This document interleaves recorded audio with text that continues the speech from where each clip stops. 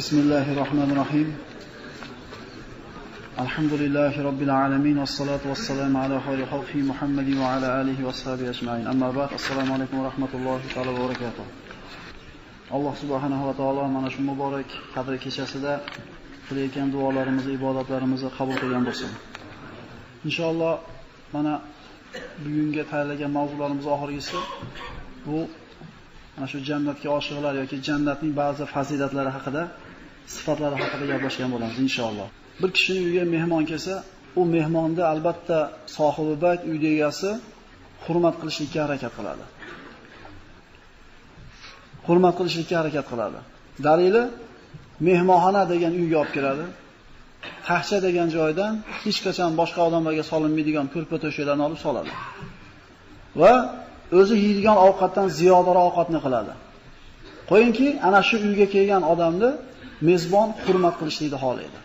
Endi bu mezbon qanchalik shuni yoqib qo'yaringlar, intilatirlar, o'chirmanglar. Sohibi bayt qancha karami keng, qancha qo'li katta, qo'li bir uzun, qo'lida dunyosi katta bo'lsa, kelgan mehmonni shunchalik hurmat qila oladi. Birodarlar, jannat Alloh taoloning mehmonxonasi. Jannat bu lug'atda bog' degani. Jannat bog' degani. Jannat bu har bitta mu'minni orzu qilgan, borishligini qasd qilgan va harakatlarning bir nihoyasi bo'lgan, maqsadining oxiri bo'lgan joy bu jannat. Hammamiz jannatga borishni xohlaymiz. Rasululloh sollallohu alayhi vasallam hadislarda marhamat qilgan ekanki, Alloh azza va jalla odam bolasini yaratibdimi? Albatta unga ikkita joy tayyorlaydi narigi dunyoda. Bittasi albatta do'zaxdan bo'ladi, bittasi albatta jannatdan bo'ladi. Dunyoda jahannamdagi uyini vayron qilib, jannatdagi uyini obod qilganlar jannatga boradi. Va dunyo hayotiga berilib, dunyodagi uyini obod qilishlik uchun jannatdagi uyini vayron qilib, do'zaxdagi uyini obod qilganlar do'zaxga boradi. Ana shu do'zaxga tushib, jannatdagi joyini qoldirib qo'ygan kishilarda joylarini jannatga kirganlar meros qilib olar ekan. Birodarlar, har bittamiz uchun jannatda va jahannamda joy bor. Qaysinisini tanlashligimiz o'zimizning ixtiyorimizda. Albatta, jannat hammani orzu qilgan joyi, lekin u yerga borishlik mashaqqat. Jannat Rasululloh sollallohu alayhi vasallam hadislarda keladi, 100 daraja degan. Biz tilda aytganda 100 etaj deyilgan. Bandalarning qilgan amallari qancha bo'lsa, jannatdagi ularga egiladigan darajalari ham mana shunday belgilanadi. Daraja dedik. Daraja degani yuqoriga ko'tariladi deyiladi. Darakat degani chuqurga. Jannatda darajalari bor, yuqoriga ko'tariladigan, jahannamda darakat, chuqurlari bor. Chuqurga tushish osonmi yoki yuqoriga ko'tarilishlikmi? Alloh subhanahu va taolo jannatni yaratib bo'lgandan keyin Jibril alayhisalomga borib jannatni ko'rib keling dedi. Jabroil alayhisalom jannatni ko'rib, u yerdagi ne'matlarga guvoh bo'lgandan keyin kelib aytdiki, Alloh azza va jalla izzatingga qasam, jannatingni biror bir kimsa sifatini eshitmas ekan, albatta unga kirishga harakat qiladi va hamma jannatga kiradi. U yerda zo'rligidan dedi. So'ngra Alloh taolo jannatda makorih, insonga yoqmaydigan amallar bilan, nafsini sindirish kerak bo'lgan ishlar bilan, insonga og'ir bo'lgan amallar bilan o'rab qo'ydi-da, endi borib ko'rib keling-chi dedi. Borib jannatda o'rab turgan, makruh bo'lgan, insonga yoqmaydigan amallarni ko'rib turib, Parvardigor, jannatingga hech kim kira olmaydi dedi. Haqiqatan qarang-da, bizni jannatga boradigan qaysi ishni tekshirmang, albatta bizning nafsimizga yoqmaydi.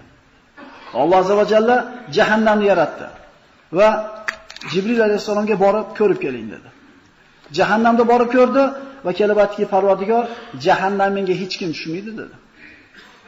Chunki u yerdagi narsani eshitsa hech kim borgisi kelmaydi dedi. So'ng Alloh azza va jalla jahannamda insonga yoqadigan shahovatlar bilan o'rab qo'ydi. Endi ko'rib kelingchi dedi.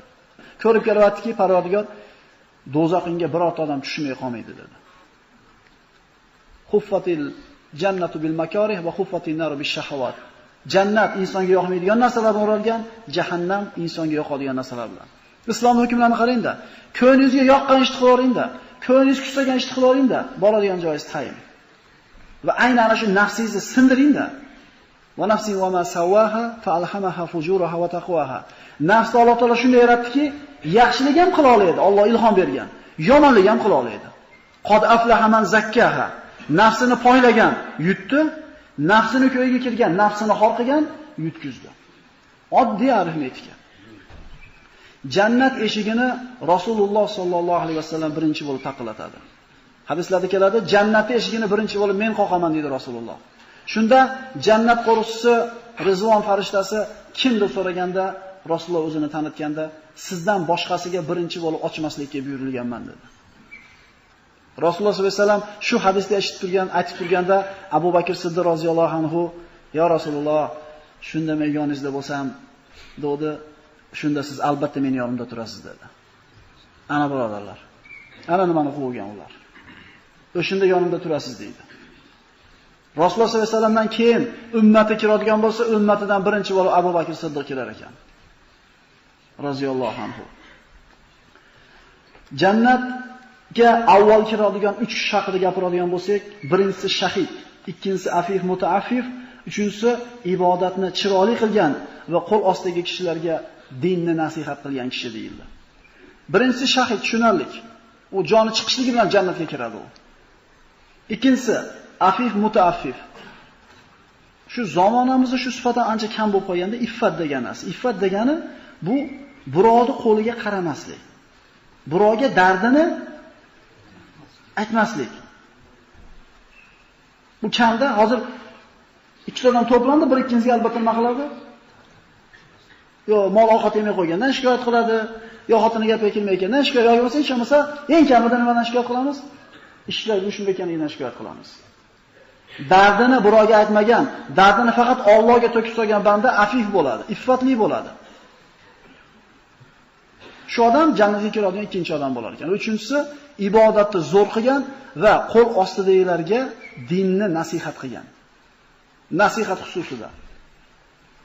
Nasihat Alloh uchun, payg'ambar uchun, kitob uchun va ommatul muslim va ommatihim deyiladi. Bir musulmon ikkinchi musulmonga qilgan nasihati Allohni va Rasulini eslatmasa, jannatni, do'zaxni eslatmasa, nasihat qilmay qo'yursin. Ya'ni sizni menga beradigan nasihatingiz Allohni eslatmayotgan bo'lsa, menga nasihat qilmay qo'ying, birodar. Chunki sizdagi kalla menda ham bor. Sizdagi tajriba menda ham bor. Shuni nasihat qilingki, Allohni eslatsin sizning nasihatingiz menga.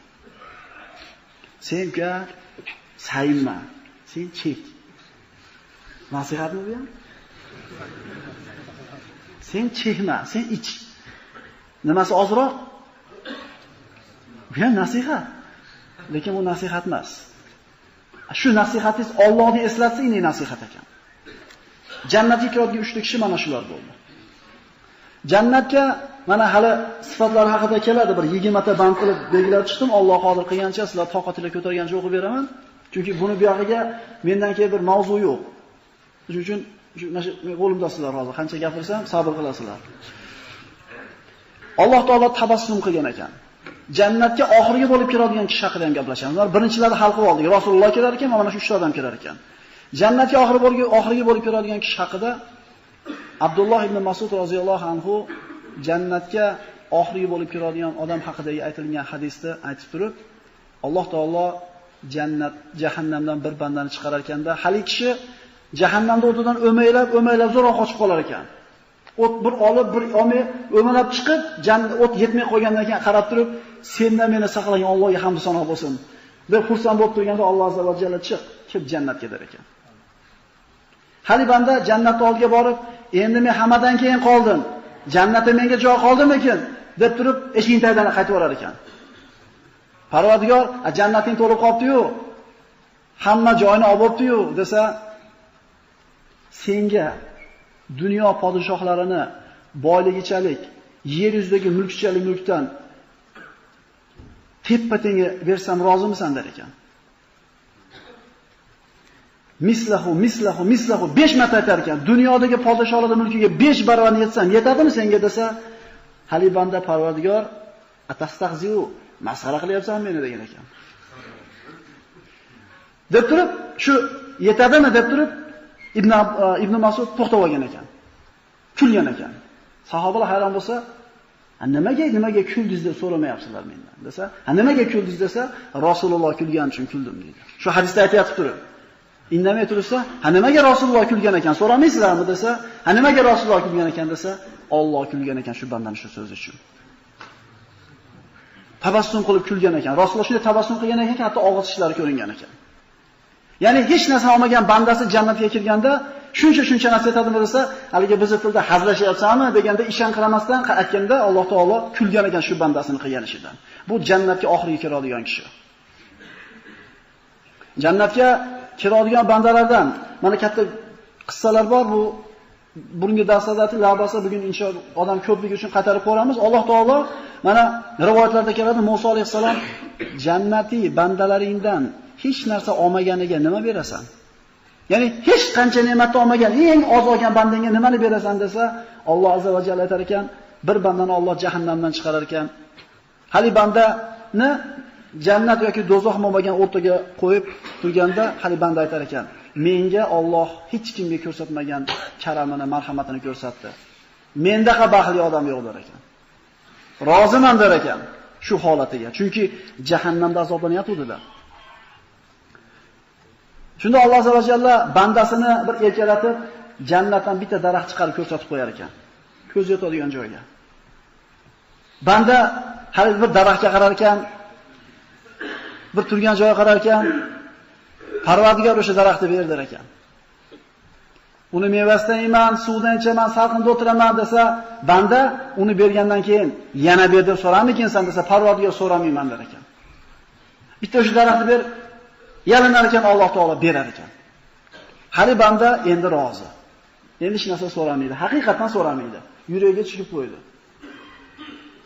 Alloh azza va jalla undan yaxshiroq jannatda bir daraxtni ko'rsatib qo'yganda, hali banda o'zining daraxtiga qarar ekan, hali daraxtga qarar ekan, Allohga so'z berib qo'ygan.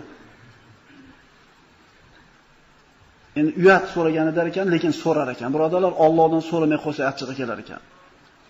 So'raylik. Million bergan bo'lsa, million so'raylik. 10 pora bergan bo'lsa, 10 pora so'raydi Qur'onda. So'raylik. Rasululloh sollallohu alayhi vasallam aytadi, sizlar so'rab charchab ketasizlar, lekin Robbinglar eshitib charchamaydi deydi. Yalinib turarkan uni ham berar ekan Alloh. Endi hech narsa so'ramayman desa, jannatning qizil darvozasini oldida bitta daraxt ko'rsatar ekan. Endi jannatning darvozasini ham ko'rsatib qo'yar ekan unga. Hali banda Parvardigor deb yana yalinar ekan. "Ey banda, hech narsa so'ramayman deding-ku." desa, Parvardigor deb yalinar ekan. "Karim zot nimaga ko'rsatyapti uni?" "Beraydi, so'rasin" deyapti. Nimaga Alloh bizga jannat sifatlayapti? "So'raylar, beraman" deyapti. Uni bergandan keyin jannatning darvozasi, qizil oltindan bo'lgan darvozasining oldida turib, jannatiylarning ovozlarini, jannatning hidini, haroratini his qilgandan keyin Parvardigor endi kirsam der ekan. Alloh azza va jalla kirgizar ekan, so'ra der ekan. Menga mana bu, senga o'sha, menga mana bu, so'ra. So'ragani senga insonning aqli to'xtab qolar ekan. Insof qilib hisob-kitob qilib ko'ring-da. So'rayda shu 5 ta barmog'ingiz bilan o'zi kifolanadi. Siz aqlingiz shu 5 ta u yoqqa o'tmaydi. Mana bo'lsa, u yoqqa to'xtab qoladi. Endi nimani so'rasam ekan? Insonning aqli to'xtab qolganda rozi bo'ldingmi banda der ekan. So'raganingga 5 barobar, 10 barobar deganda Musa alayhisalom Parvardigor bu hech narsa olmagan banding shuncha narsa olsa. Sal dadilroq olgani nima oladi desa, uni hali ko'rgan ko'z, eshitgan quloq yo'q, insonning aqli bavar qilmaydi dedi. Bu hech narsa olmagan. Jannatni 8 ta eshigi bor deyiladi hadislarda. Ro'zadorlar eshigi, namozxonlar, sadaqa qilganlar, Allohga ifoda qilganlar, har bir kishini ana shu aytilgan 8 sifatdan bittasi bo'lsa, o'sha sifat bilan o'sha eshikdan chaqirar ekan. "Ey palonchi ro'zadorlar, kiringlar bu yoqqa" der ekan. Inshaalloh. "Ey palonchi namozxonlar, kiringlar bu yoqqa" der ekan. Bitta odamda 2 ta yoki 3 ta sifat jamlanib qolar ekan. Shunda Abu Bakr Siddiq, "Ya Rasululloh, 8 ta eshikdan chaqiriladigan ham odam bo'ladimi bitta o'zi?" desa, "O'sha kishi siz bo'lasiz" degan ekan.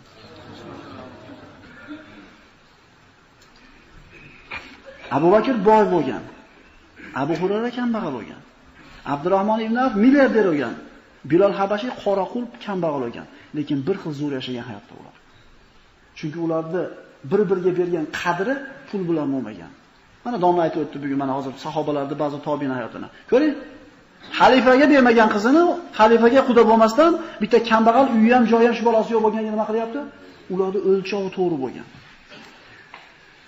Menday bo'lish kerak bo'lsa o'lchov. Biz bunday qilib olganmiz. Chiqmayapti bizniki. Bizniki chiqmaydi.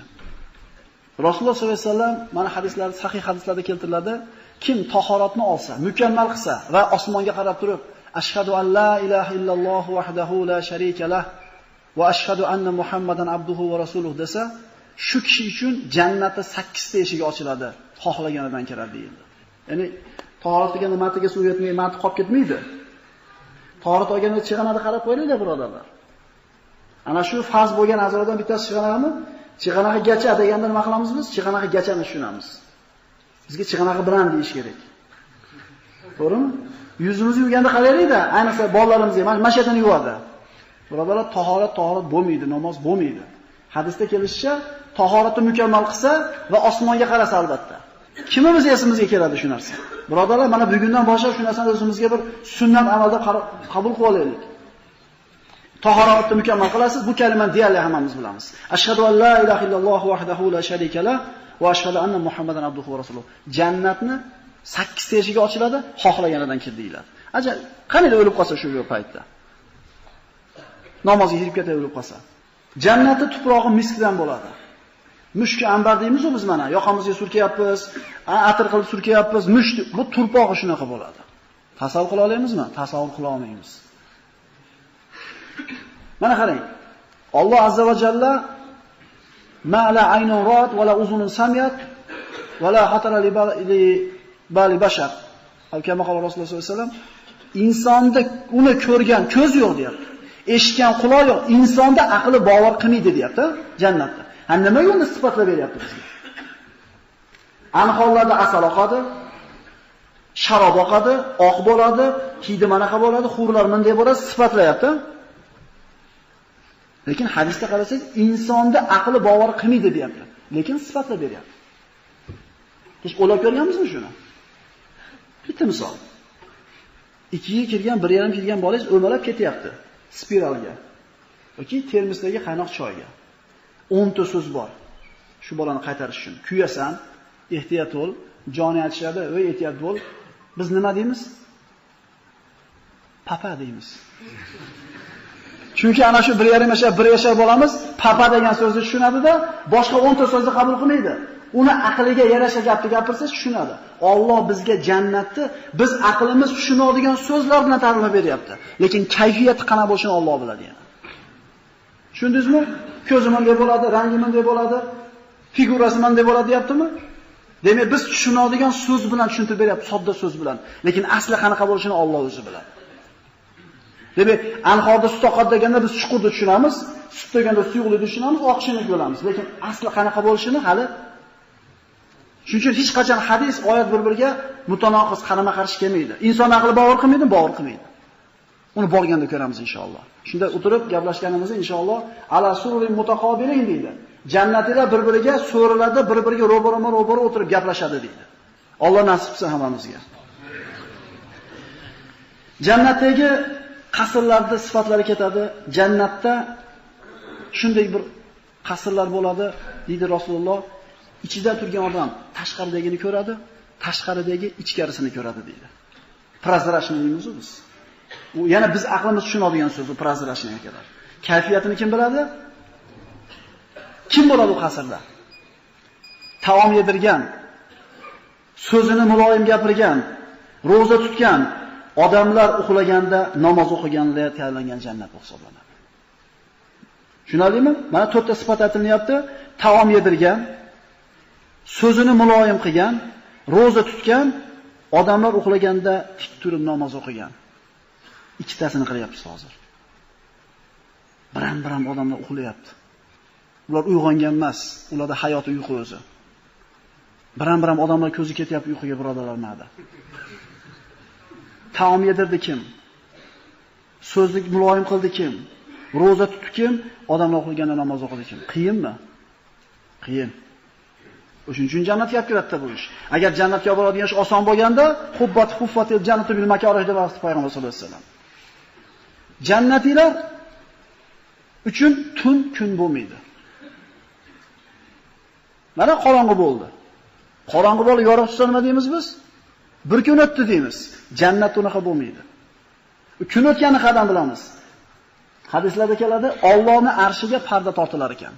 Shunda jannatning yorug'ligi bir o'zgarganda, ha tun bo'pti deb qo'ylar ekan.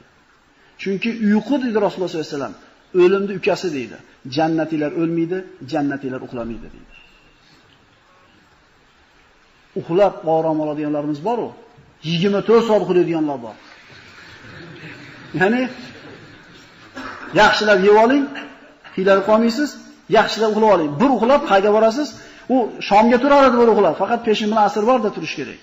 Birodarlar, ko'p uyqu yaxshilik belgisi emas. Allohu la ilaha illa huval hayyul qayyum, la ta'khudhuhu sinatun va la nawm. Allohda uyqu ham olmaydi, mudroq ham olmaydi. Nimaga uxlaymiz? Quvvat to'plashlik uchun. Nima uchun yeymiz? Quvvat to'plashlik uchun.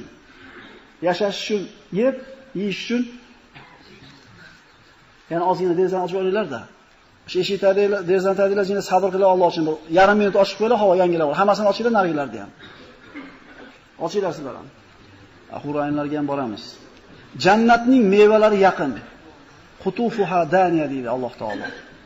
Mana ana shu Haqqa surasida keladi. Ular ana shu tilladan bo'lgan so'rilarda, ipakdan bo'lgan bolishlarga yaslanib yotganlarida daraxtning mevalari shoxlarini egib o'zi kelar ekan. Hattoki qo'lini bunday o'tirib uzatishlik ham mehnat ekan, birodarlar. Shu mehnat ham bo'lmasa ekan jannatda shoxini tutib o'zi kelar ekan, birodarlar. Ana qadar rohat izlash kerak. Ana qayerda uchun tarbiyali ko'rish kerak. Qo'lini uzatish ham ish ekan u. Subhanalloh. Va zillin mamdud, soyasi haqida Rasululloh sollallohu alayhi vasallam hadislarda aytadi, jannatda shunday bir daraxt bor deydi. Uni soyasida ot mingan kishi choptirib 100 yil yugursa, soyasini kesib chiqib keta olmaydi deydi. 100 yil yurganda otliq odam soyasini kesib chiqib keta olmaydi deydi. Bu tasavvur qiling, zillan zolila deydi. Soya ustidagi soya. Birodarlar, mana o'zimizni shu kunduz sovutishlikka chiqargan konditsioner degan narsamiz bor. 30% foyda bo'lsa, 70% ziyon.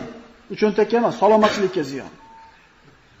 Lekin Majrun toldi soyasida arig'ni bo'yida o'tirganmisiz? Bahti ustida bak, bahti ustida bak, salqinda ustida salqin, salqin ustida salqin. Daraxt tagidagi havoni tasavvur qilamiz. Alhamdulillah biz shunaqa bir o'lkada yashaymizki, bizda to'la fasl bor. Qorni gapirsa ham tasavvur qila olamiz, yomg'irda ham, issiqda ham, sovuqda ham. Shunaqa mamlakatlar bor. O'sha hajga borganimizda bir arab savdogar gaplashib qoldi. Sizlarda deydi, salqinlari katta-katta daraxtlar bo'lar ekan-a deyapti. Qarang, bu ne'matni biz ichida tug'ilib yashaganligimiz uchun qadriga yetmaymiz. Ularda shu xurmo daraxtimi? Salqini cheklangan. Bizda katta-katta chinorlar, katta-katta baqateriyalarimiz bormi? Buni salqinni qadriga yetmaymiz ekan. Arg'imizda suv oqadi, qadriga yetmaymiz ekan. Demak, jannat salqini shunday bo'ladiki, bitta daraxtni 100 yil chavandoz kesib o'ta olmaydi. Jannat yuqorida dedik. Jannatga ko'tarilishlik mashaqqat. Pastga tushishlik juda ham oson. Mana aytdik, kishini jannatda ham, do'zaxda ham joyi bo'ladi.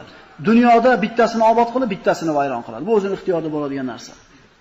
Mana endi jannat, birodarlar, siz bilan biz qilgan ishni mukofoti emas. Tushunmadinglarmi? Bir odamni tomini yopib bersangiz, sizga pul beradi. Bu pul tomini yopib berganingiz evaziga. Endi jannat sizni qilgan amalingizga berilmaydi. Siz Allohga o'tkazib haqdor bo'lib qoluvdingiz, sizga jannatni berdi emas. Agar Alloh bandalarning qilgan amallarini tarozi qo'yib o'lchasa, birorta odam jannatga kirmaydi. Rasululloh sollallohu alayhi vasallam aytdi, jannatga hech kimning qilgan amali kirib ketishlikka kifoya qilmaydi dedi. Ya Rasululloh, sizniki dedi, meniki ham dedi. Shuning uchun birodarlar, bu o'qigan namozimizga, bu o'qigan Qur'onlarimizga baho berib o'zimizdan ketib qolmaylik. Illa an yataghammani Allohu bi rahmatihi. Meni Alloh o'zini rahmati bilan qamrab olgandan keyin jannatga kiraman dedi. Agar Alloh jannatga kirgizgan bo'lsa, Alloh fazl ko'rsatdi, marhamat ko'rsatdi, rahim qilib kirgizdi. Endi agar Alloh do'zaxga solgan bo'lsa, zulm qilmadi, adolat qildi. Demak, jannatga rahmati bilan kirgizadi, jahannamga zulm qilib emas, adolat bilan kirgizadi. Agar Alloh hammani qilgan amalini adolat bilan hukm chiqarsa, hamma jahannamga tushadi. Mo'minlarga adolat qilmas ekan, kofirlarga adolat qilar ekan. Lekin bu adolati jahannamga tushishligiga olib boradi. Mana jannatiylar haqida gapiradigan bo'lsak, hadislarda keladi, jannatiylarning bo'yi otasi Odam alayhisolamning bo'yidaqa 60 metr bo'ladi deydi. Yoshi erkaklarni 33 yoshda deyiladi. 33 yoshlilar. Ko'rib qo'yinglar yoshlarda. Rasululloh sollallohu alayhi vasallam jannatiylarning surati Yusuf alayhisolamga chiroyli bo'ladi hammasiniki. Ovozlari Davud alayhisolamnikidaqa shirin mayin bo'ladi deydi. Birorta xunuk inson bo'lmaydi, birorta bir ovozi xunuk kishi bo'lmaydi. Hamma bir xil chiroyli suratda kiradi. Jannatiylarda quvvati har bitta kishiga moncha xur beriladi. Rasululloh sollallohu alayhi vasallam xurlar haqida gapirsa, sahobalar, "Ya Rasululloh, kuchimiz yetarmikin?" deganda, har bitta kishiga dedi Rasululloh, 100 ta erkakning quvvati beriladi bu yerda dedi. Xijolat qilmaydi Parvardigorimiz. Chunki birodarlar, jannatda mevaga qo'l uzatishlik ish ekan u. Alloh shu problemani ham hal qilib qo'yibdi-yu, bu problemani hal qilmaydi deysizmi? Birodarlar, ana qayga intilish kerak. Ana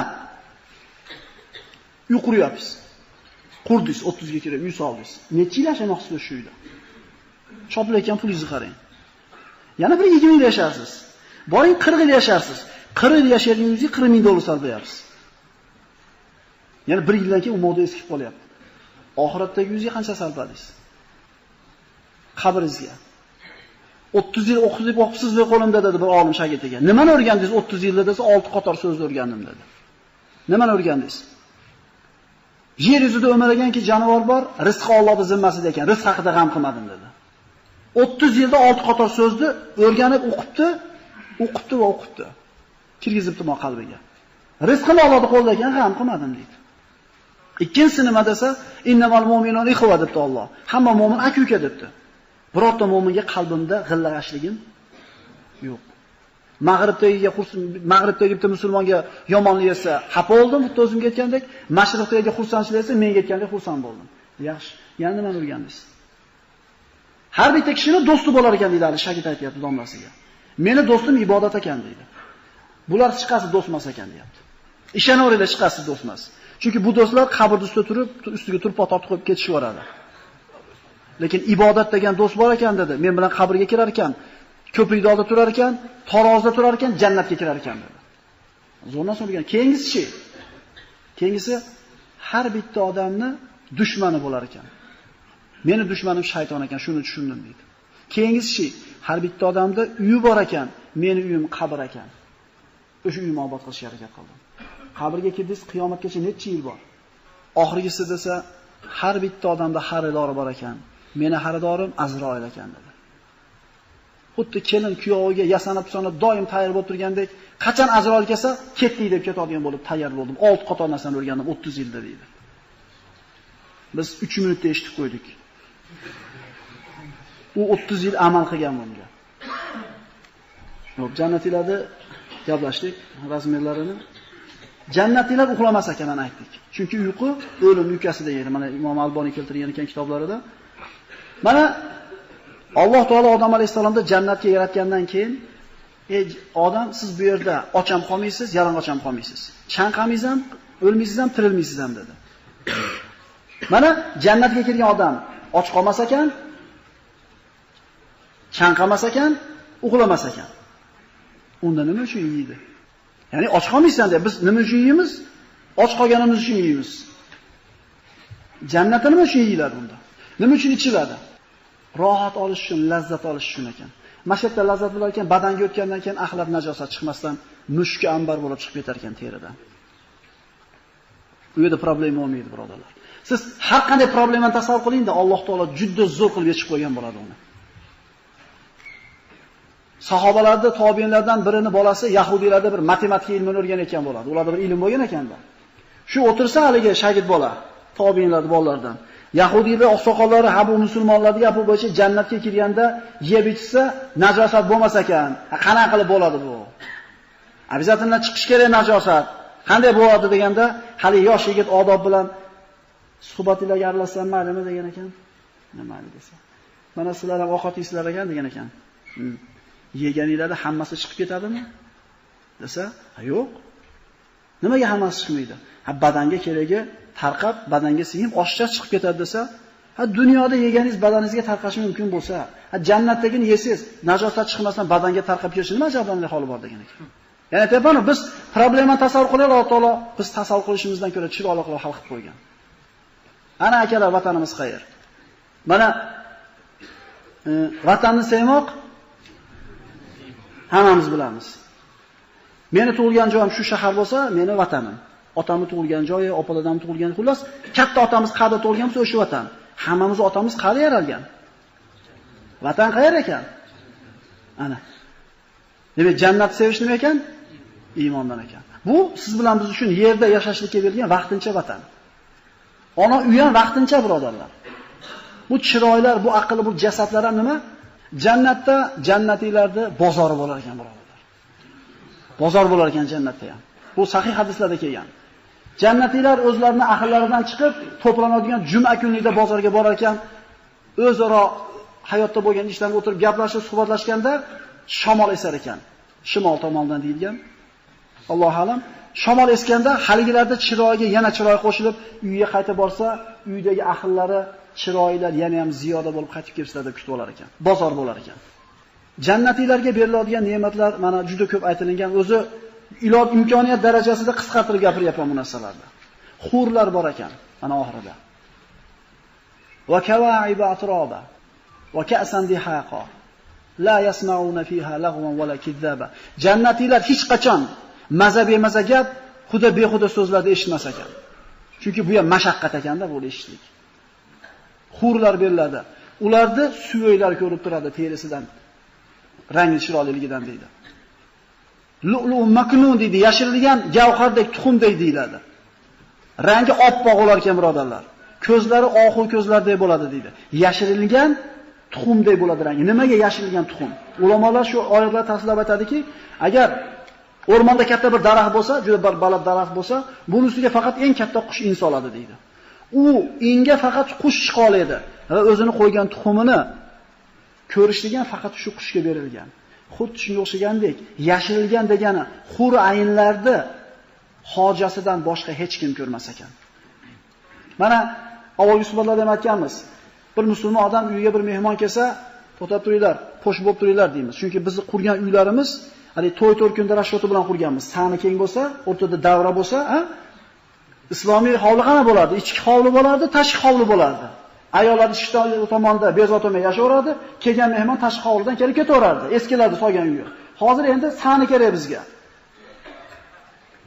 Endi sani kerak bo'lgan uyga bir mehmon kelsa, to'xtab turinglar, hozir po'sh olib turinglar deymiz. Chunki po'sh olib turinglar deyish kerak-da, musulmon odamda nima bo'lish kerak? G'ayrunli bo'lish kerak. Endi jannatda po'sh olib turinglar ham deyish bo'lmas ekan. Men sizni jannatingizga kirmoqchi bo'lsam, inshaalloh falonchi voy demas ekanman, birodarlar. Shunday bostirib kirib kelaveraman ekan.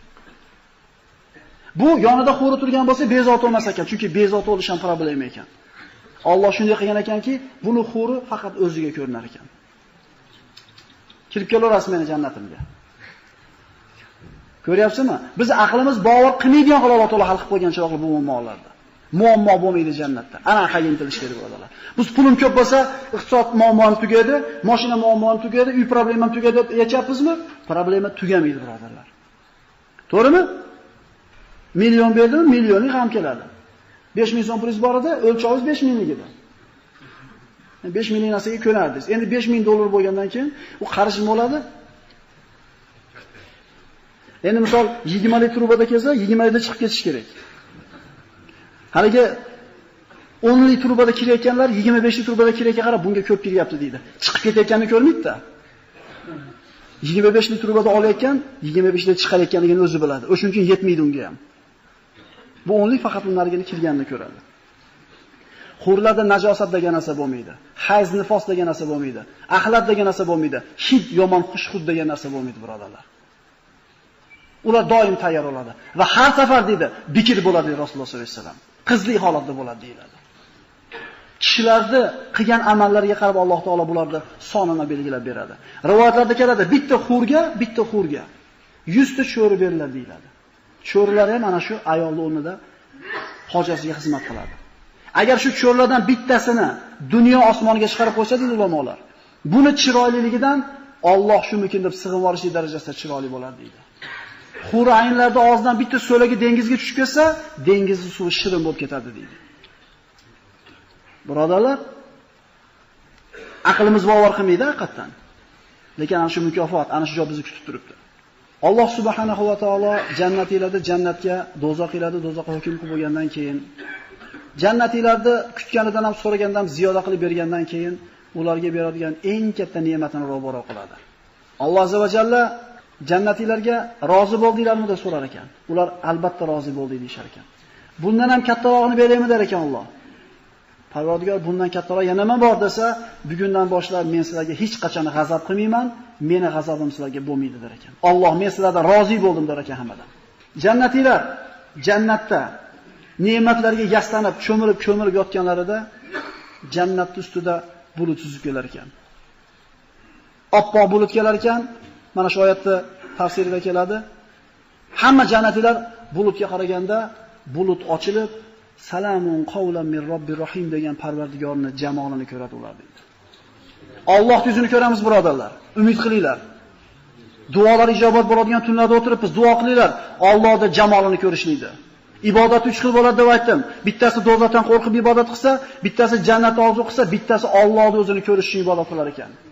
Allohning jamolini ko'rishni tasavvur qilaylik, aqlimiz olmaydi. Alloh subhanahu va taolo mana mahluqotlarni yaratib turib, go'zallikni yaratgan ekan, chiroyli. Ikkiga bo'lib turib, yarim qismini Yusuf alayhissalomga bergan ekan. Qolgan yarmini butun mahluqotlarga sochganda, qanaqa chiroyli ayollar, chiroyli erkaklar, chiroyli hayvon, chiroyli manzaralar bor. Endi ikkita chiroyli bittasini o'zi olgan Yusuf alayhissalom qanchalik chiroyli ekan? Yusuf alayhissalom qissasini o'tdik. Devorga yaqin yurganda devorga yorug'i tushar ekan. Go'zalligi shu darajada bo'lgan ekanki, qotta ana aydiyahunna deydi. Ana shu va'zida xotinini ayollar malomat qilganda, va'zida ayoli ana shu malomat qilgan ayollar to'plab turib, qo'llariga pichoq, taxtakach go'shti berib turib, kim ularni olaydir ekan. Falamma ra'aynahu akbarnahu. Uni ko'rganda qotib qolishdida, ma hada bashara in huwa illa malakun karim. Bu odam emas bu. Bu farishta edi deb turib, kesayotgan go'sht tugab qo'lini qiymalashni boshlashdi. Qato'a degani bitta kesdi, qatto'a qiymaladi. Aql uchganligidan, farosati uchganligidan Yusuf alayhisolamning chiroyiga qarab, qo'lini kesayotganligini sezishmay qoldi. Narxoz bersa sezmaydi odam, narxozdan o'tib tushgan ekan. Ya'ni o'zi kesyapti. Bu chiroyni ko'rib turib, mast bo'lib qolganligidan. Endi shu chiroyni yaratgan Alloh azza va jalla o'zi qanday chiroyli ekan? Mana bunga intilaylik birodarlar. Siz bilan biz dunyo matosidan mo'ljal qilib olgan narsamiz yo yetamiz yo yetmaymiz. Endi yetganingizdan keyin xotirjam bo'lmaysiz uchun bu chatoqda keyingisi ko'rinadi. Allohning jamolini ko'rishlik maqsad hamchi birodarlar, jannatga kirib olishmasda, maqsad Allohning jamolini ko'rishlik. Shunda Allohning jamolini ko'rganda insonlar shunday xushdan ketib 1000 yil yotar ekan. O'zlariga kelgandan keyin Parvardigor, mana bu ne'matlaring yana bir marta jamolini ko'rsatdi ekan. U ne'matning oldida bu biz tasavvur qilgan ne'matlar saracha qilgan arzimay qolar ekan. Dunyoda ham birodarlar. Boringki o'sha jannatdagi ne'matlarni dunyodagi ne'matlarga o'xshatsak, shuncha ne'mat hammasini olib xotirjam bo'lmayapti odamlar. Dunyoda o'zida Allohga muhabbat qo'yib, Allohga oshiq bo'lib yashayotgan odamni qarangda agar bo'lsa hayotingizda. Mana sahobalar bo'lgan ekan. Hech narsasi yo'q bo'lsa ham zo'r yashayvergan ekan. Afif bo'lgan ekan, birovga dardni aytib ming'illamagan ekan. Chunki asosiy narsani topgan ekan. Allohga oshiq bo'lgan ekan, Allohga muhabbat qo'ygan ekan. Mana endi birodarlar 40 daqiqadan o'tib qopti. Sizlar uchun tayyorlab qo'ygan qissani mana oxirgisi.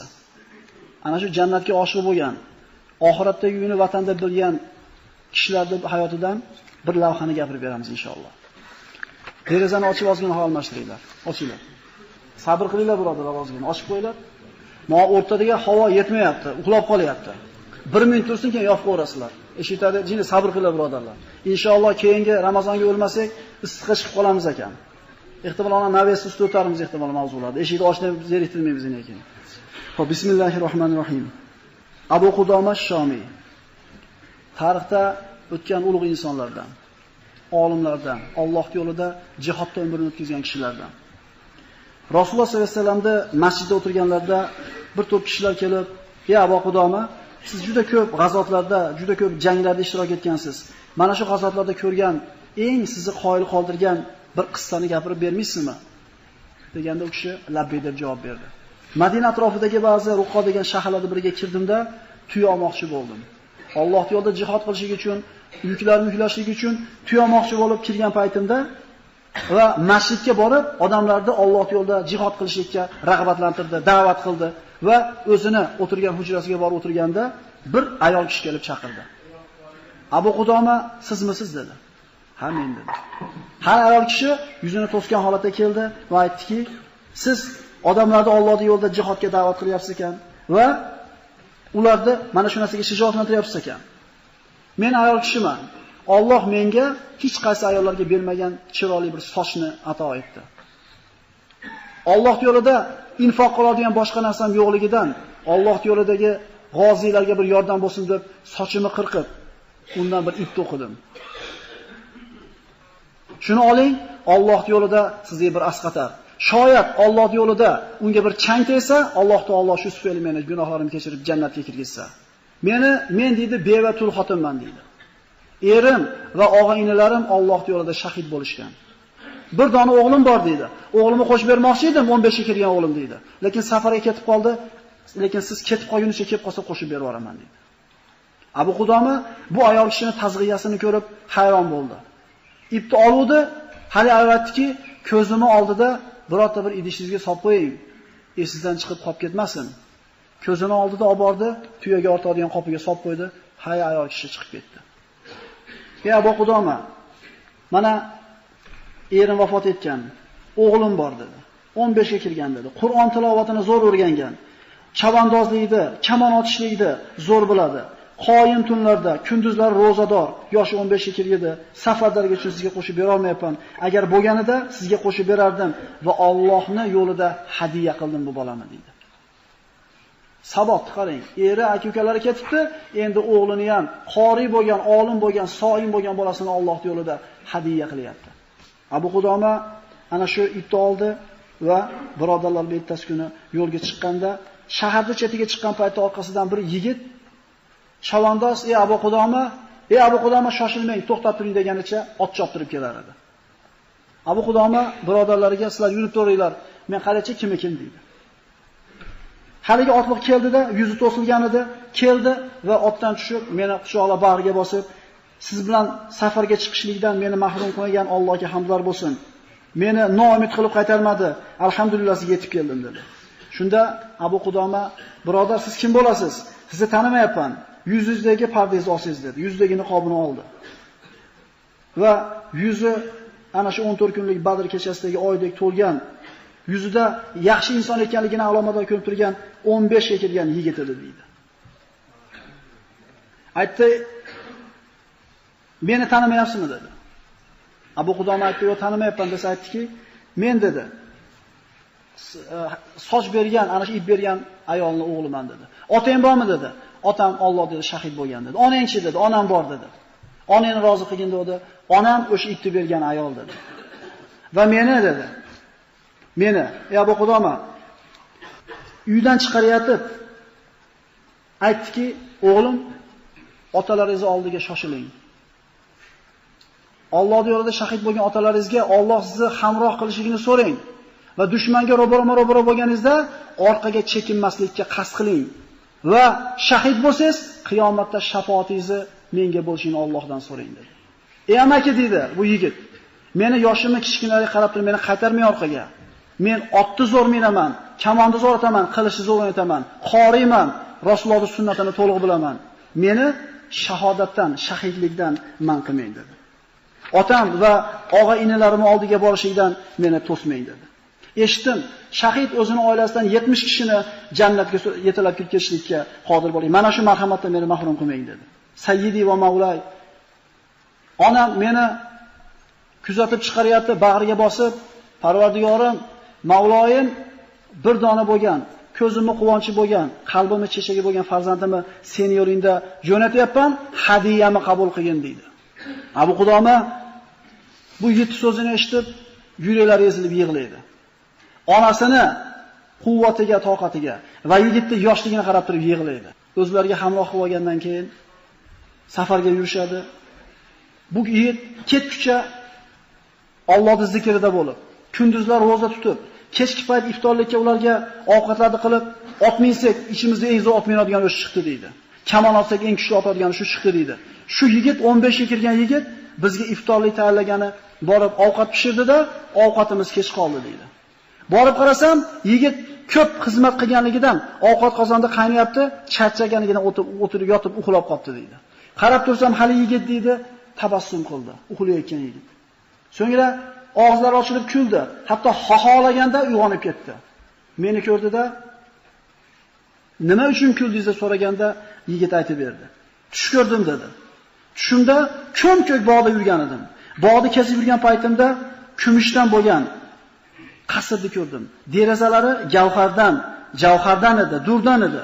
Eshiklari oltindan edi va ipekdan bo'lgan pardalari bor bu qasrda.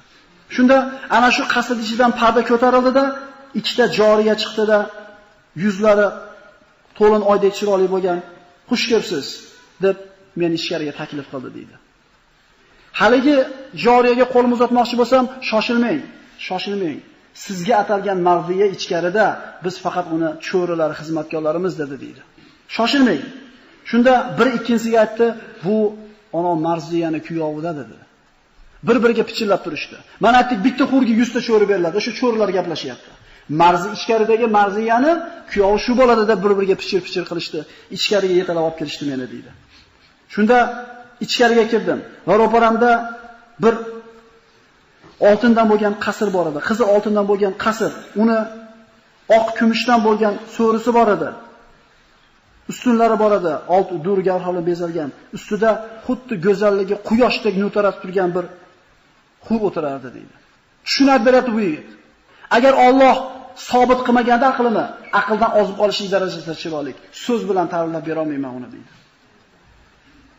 Oldiga bordim, borganimda aytdiki, bu xur marhaban bek va ahlan va sahlan ya vali Alloh va habibuhu. Ey Allohning do'sti, habibi, xush kelibsiz. Men siz uchunman, siz men uchunsiz. Uni qo'limga cho'zib bag'rimga bosmoqchi bo'lgan paytimda Allohga qasam, ey Allohning do'sti, siz uchun bunday xunuk ish yarashmaydi. Siz bilan uchrashuvimiz ertaga peshinda dedi. Shunda xursand bo'lib, kulganda uyg'onib ketadi. Birodarlar, bu rivoyat emas bu. Abu Qudoma, ey habibim, juda yaxshi narsani ko'ribsiz. Inshaalloh bu yaxshilik dedi. Va tong otganda dushman bizga hujum qildi. Biz hali o'zimizni epaqaga keltirgunimizcha hali yigit otini mindida ularchiga qarab kirib ketdi. Bir qanchasini o'ldirib ular orasiga kirganda orqasidan ot choptirib kirdim va otidan ushlab tashqariga tortdim. Bolam, sen yoshsan, urushda makr hilasini bilmaysan, ichkariga tortib turib seni shahid qilishadi. Qayt orqaga deganda u yigit aytadi: "Ey amaki, axir Alloh taolodir. Agar sizlar dushmanga ro'baro kelsanglar, orqalarni qilib qochmanglar degan oyatni eshitmaganmisiz?" deb oyatda gapirib turganda dushman hujum qildi, biz ikkiga bo'lib tashladi deydi. Jang tugab, ikki qo'shin tarqagan paytda yaradorlarni qidirdim, shu yigitni topishlik maqsadida. Ana shuni eslab yurganda otlarni o'liklarini ostida bir yigit turardi. Ey amaki, Alloh tushimni rost qildi" degan yigitni ko'rdim. Qo'llari singan, yarador bo'lgan, yuzlaridan qon oqqan, loy bo'lib turpoqlar betiga solib kelgan holatda yotardi deydi. Yugurib bordim, turpoqlarini, loylarni ko'ynagim bilan artsam, "Amaki, ko'ynagingiz bilan artmang, o'zimni ko'ynagim bilan arting. Chunki shahid bo'lgan o'g'lini kiyimini qonga belanganini ko'rganda onam ishonadi. Amaki, men sizga kecha aytib bergan xur boshimda turibdi" deydi. Ustunda turibdi, ruhimni chiqishligini kutyapti. "Ey Allohning habibi, tezroq chiqing, men mushtoq bo'lib kutib turibman sizni" deyapti deydi ustunda. Shunda hali bolaning yuzidagi qonni artib turib aytadi: "Ey bolam" deydi. "Qiyomat qoyim bo'lganda shafoatingga oladigan kishilar ichida meni ham esdan chiqarib qo'ymagin. Seni men yetalab keldim shu yerga" dedi. Yigit aytdi: "Sizda kishilar unutilmaydi" dedi. "Amaki, agar Alloh sizni yurtingizga qaytib borishni nasib qilgan bo'lsa, onamni toping va aytingki,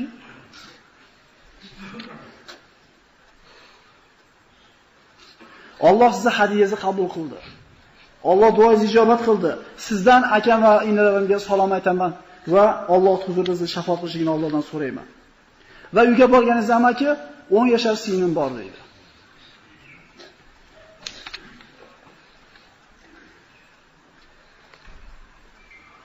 har safar ketayotganimda meni kuzatib qolardi deydi. Va ketayotganda, bu safar ketayotganimda aka, uzoq ketmang, bizni tashab qo'ymang yolg'iz. Otamiz va boshqa aka-ukalarimiz ketdi. Siz bizni tashab ketmang deb kuzatib qo'ygan edi. Shunga xabar yetkazib qo'ying dedi. Ashhadu an la ilaha illalloh va ashhadu anna Muhammad rasululloh dedi-da, hada ma wa'adana rasul va ma'adana Alloh va rasuluhu va sadaqallohu va rasuluhu. Bu Alloh va rasuli bizga va'da qilgan narsa, Alloh va rasuli va'dasidan chiqdi dedi-da, shahid bo'ldi.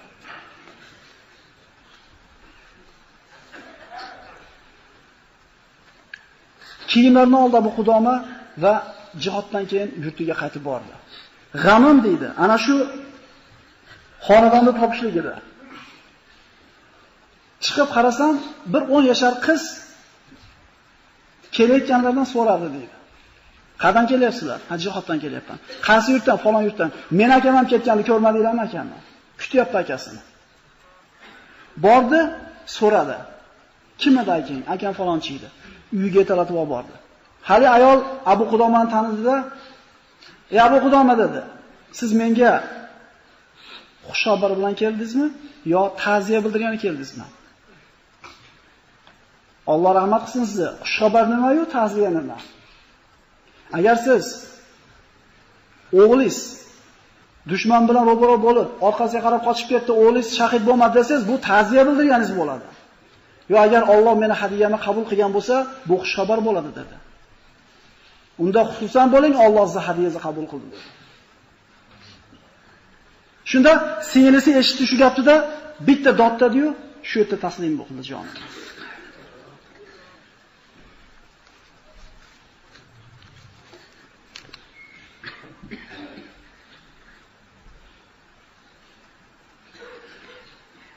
Taslim bo'lishligidan burun qizga aytdiki, "Aka sizga salom aytdi va Allohga sizni omonat topshirganligini aytdi" deganda eshitdilar, o'sha yerda jon taslim qildi. Onasi borasini ko'tarib ketdi, rivoyatlarda keladi, ichkariga kirib ketdi, eshikni bekitdi. Abu Qudoma javobni xayrlashlik uchun kutib turdi, turdi chiqmadi, kirsa onasi ham shu yerda jon taslim qilgan bo'ladi.